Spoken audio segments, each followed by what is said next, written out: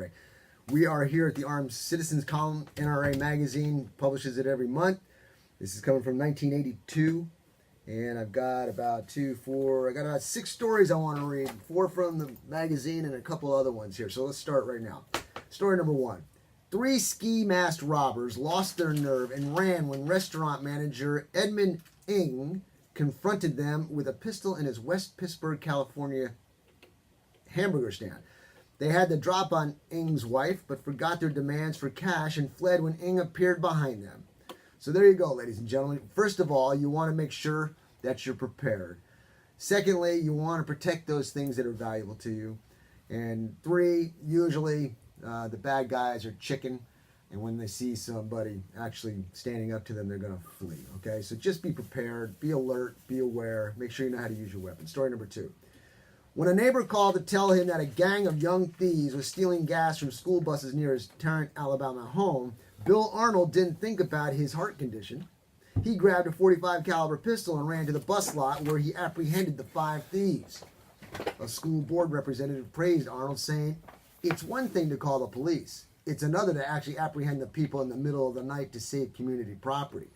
Ladies and gentlemen, let me tell you something about this one. This 81-year-old guy with a heart condition probably had the best thing for his heart. He had a live scenario, okay? He's probably waiting for this thing all his life to be able to utilize his training and his firearm to apprehend some bad people. So good deal.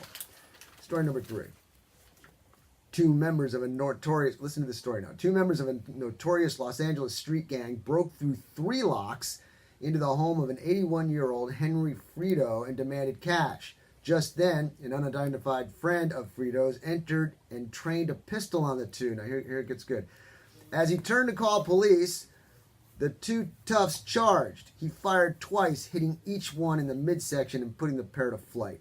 Police caught them later by following the blood trail. I love it, man. First of all, 3 locks. I mean, locks keep law-abiding citizens out, right? That's not going to keep the bad guys out. So all the locks are going to do is stall. Hopefully you hear some noise and you can act accordingly. The individual, the friend that came in, when people, ladies and gentlemen, when we do our training, and I'll be talking about this later, when we do our training, we do drills where targets are charging us. We number them 1 through 5, but we switch up the order. Somebody will call out the order, so your brain has to think, what number, identify the target, it's on the move, can you draw your weapon from your holster, can you make an accurate shot, so on and so forth. So, real life situation in this story where the bad guys are charging the friend with the gun, he was able to point shoot at each one and hit the mark. So very good. I was going to say, the locks slow them down. Slow them down. They let you hear and let you hear. Exactly, that's right. Let him take my dog out first, so he can get there first. Listen, all I know is if you wake me up, you're in deep doo-doo, man. It's over. Last story here from the Armed Citizens column. Kenneth Smith of Wheat Ridge, Colorado, was awakened at 2:30 a.m. by a burglar alarm in his greenhouse. Grabbing a shotgun, he went to investigate and found the burglar rifling the soft drink machines in the greenhouse. He held the crook for police. This is a stupid individual. The guy rifling for sodas. But the story is very important because Kenneth heard a noise, and what did he do, ladies and gentlemen? You should know by now. He went and got his weapon first before he went to investigate. So always, if you hear the bump in the night, wives, be quiet and just nudge your husband or whoever you're with. I don't know. Okay? Just nudge them and say, "Hey, I think there's somebody breaking in." Don't go, "Who's there? Is there somebody in the house?" 1, you gave away your position. 2, you're clueless in the situation. 3, you should shut up and be getting your gun in the first place, okay? So don't do that. Don't give away your position. All right, let me go to some of these articles. Oh, he's reading. This one here is from... Pretty good. This is the Colorado school shooting. Teen who charged attacker was lone death. Highlands Ranch, Colorado. When a gunman burst into his high school classroom, Kendrick Castillo did not hesitate. The 18-year-old immediately charged, pinning the attacker to the wall before he was fatally shot protecting classmates, witnesses said.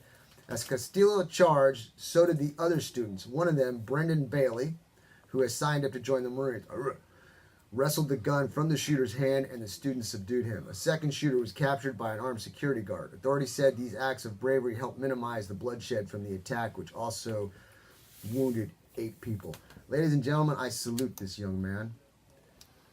I really do. The guy did a great deed, although he lost his life. I highly respect him and I applaud him like everyone should. But you know what? You don't hear about it too much, do you? I wonder why. Here's the next story. Slain student hailed as hero in North Carolina campus shooting. A North Carolina college student tackled a gunman who opened fire in his classroom, saving others' lives but losing his own in the process. Riley Howell, 21, was among the students gathered for end-of-year presentations in an anthropology class at the University of North Carolina, Charlotte, when a gunman with a pistol began shooting students. Howell and another student were killed. 4 others were wounded. You've either going to run, you're going to hide and shield, or you're going to take the fight to the assailant. Having no place to run and hide, he did the last. But for his work, the assailant may not have been disarmed. Okay, what I'm trying to get at is this. Ladies and gentlemen, I posted a video on Facebook, and it was showing running to the target. It says you can either run, hide, or attack. Ladies and gentlemen, screw the first 2. Okay, I'm attacking. That's it, bottom line. You get some scumbag coming to a school like that, and if I'm there, I'm coming to you face to face. Just like that other guy, I can't remember his name, I think I read it a couple weeks ago, where he charged the rifleman, grabbed the weapon, the ex-Navy SEAL, I think it was. I can't recall. Go to it.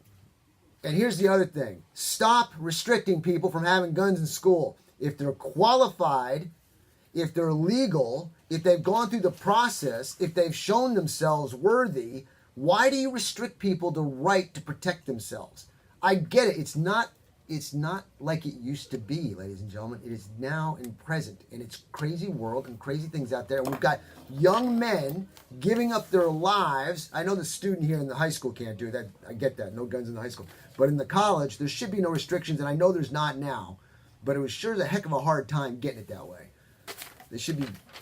Everybody should be packing heat.